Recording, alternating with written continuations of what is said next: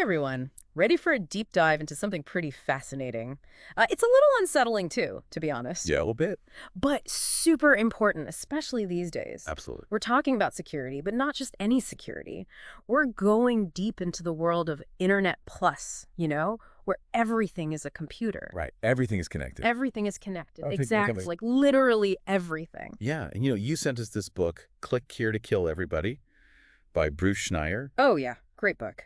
I mean, that title alone. Yeah, it grabs you. Yeah, it really grabs you, right? So we're going to spend some time with this book. Schneier, he's like a total expert in cybersecurity. Oh, yeah, one of the best. And he lays out some pretty scary scenarios about what could happen when, well, pretty much everything around us is hackable.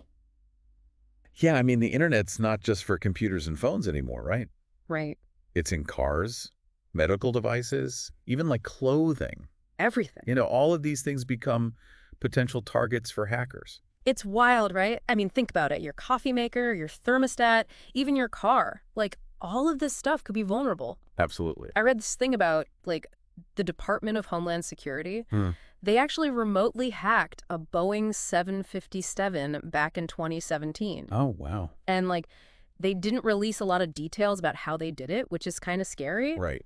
But can you imagine, like, if someone could actually exploit these vulnerabilities in airplanes or, like, power grids, medical devices? Like, we're talking about Huge problems. huge real-world problems, not just, like, data theft. Exactly. This is like life or death stuff. And it's happening now. Like, in 2016, there was that crash override attack in Ukraine. Yeah, that was a big one. Where hackers actually remotely shut down a power substation near Kyiv. And what's scary is that, previous attacks often involve like manual steps, right? Right. Crash override. This one was designed to do it all automatically. Oh, wow. Which makes it way more dangerous, way harder to defend against. So, like, how do we even begin to secure all of this?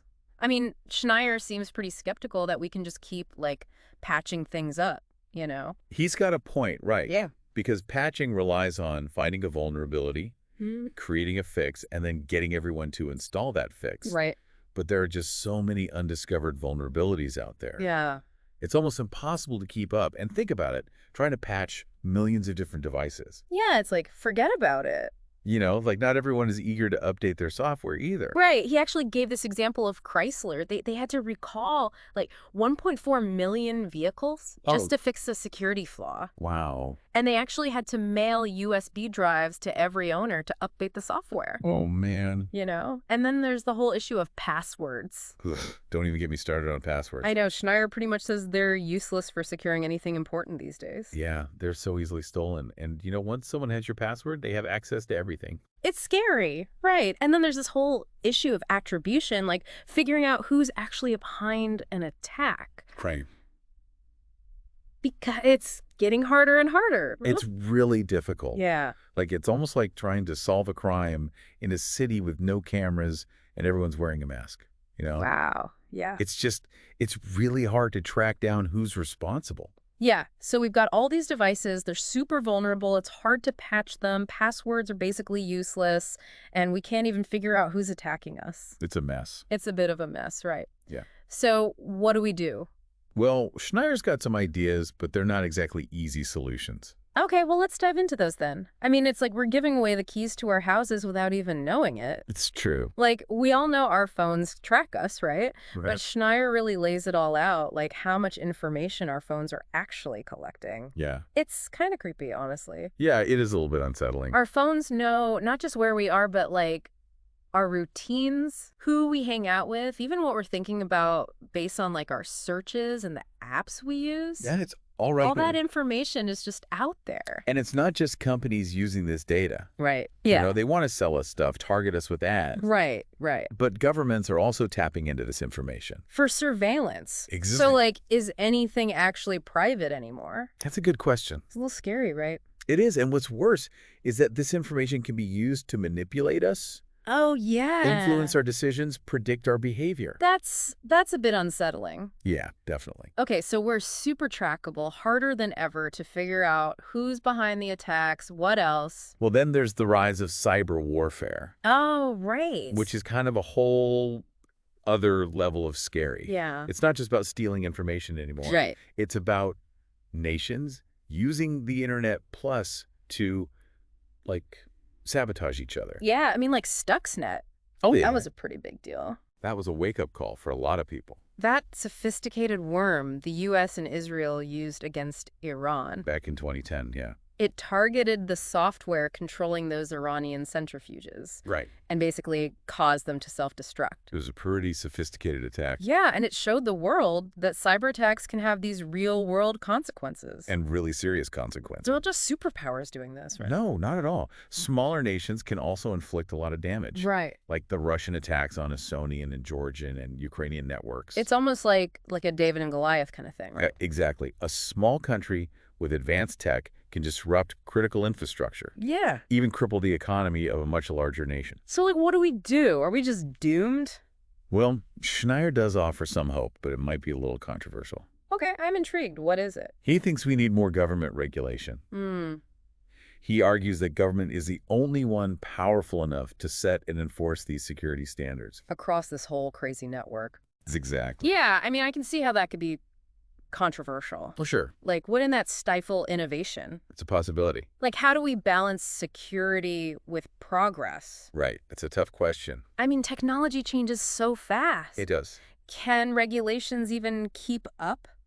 Well, Schneier suggests a multi-pronged approach, Okay. like legally mandated security standards for devices and software. Okay, like a seal of approval kind of thing. Yeah, similar to the EU's CE mark. Okay, I've seen that. And then holding companies accountable for damages caused by vulnerabilities in their products. So, like, if a company knows they could get sued for selling something with security flaws, they're going to be a lot more careful. Exactly. The idea is to create stronger incentives for security. I like that. What about all the data companies are collecting? Right. That's a huge part of the problem. Like, shouldn't there be some limits on that? Schneier thinks so. He advocates for stronger data privacy regulations. It's like GDPR in Europe. Exactly, to limit what companies can collect and how they use our information. I mean, that seems reasonable. And he also suggests government support for security research Makes sense. and creating a national cyber office to coordinate cybersecurity efforts. So basically, like a more centralized approach. Right, because right now it's kind of all over the place. Yeah, okay, I see. So that's like the ideal scenario. Yeah, but Schneier also has a plan B. A plan B. Okay, what's plan B? It's what he thinks is more likely to actually happen, knowing how slowly governments can move. Okay, so what's plan B? He predicts more legislative inaction in the U.S., at least for the time being. Ah, so more the same. Yeah, pretty much. He sees agencies like the FTC investigating and finding companies for major security failures. But not like a comprehensive approach. Right, more like a Band-Aid solution. Okay, so reactive, not proactive. Exactly. But what about those other solutions he mentioned, like empowering consumers with better security information Right. and fostering international norms against cyber warfare? Those are important too.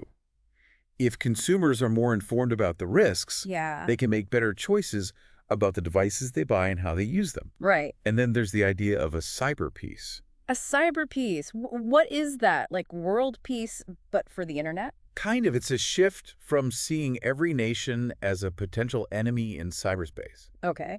and instead focusing on shared threats, like we're starting to see with climate change. So more collaboration, less suspicion, Exactly. working together to create a safer internet for everyone. That's the goal. That's a good goal. How do we even get there, though? It's a big question. Schneier talks about this lack of communication between policymakers and tech experts. Yeah, it's like they're speaking different languages. Right, and that's a major obstacle. Yeah, it's like policymakers don't really get the tech side of things. And tech experts, they don't always understand the whole policymaking world, you know? Right, it's a communication breakdown. Exactly. And Schneier suggests, well, he suggests more education and training. On both sides. Yeah, on both sides, so they can at least understand each other's perspectives, you know?